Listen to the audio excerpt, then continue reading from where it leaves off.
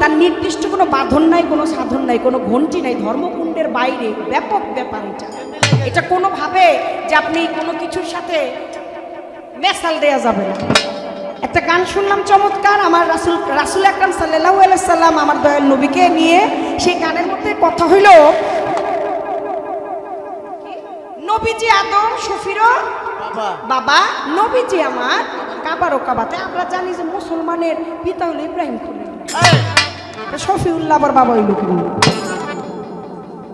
মুসলমানের জাতি পিতা ইব্রাহিম খলিলুল্লাহ না, শফিউল্লাহ বাবা জইল।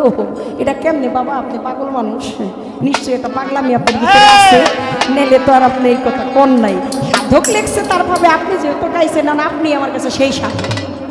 যেহেতু গানটা গেয়েছেন, গানটা আপনার, একটু যদি আমাকে যদি একটু বুঝাই দিতেন, তারপর আর কোনো প্রশ্ন কোনো কথা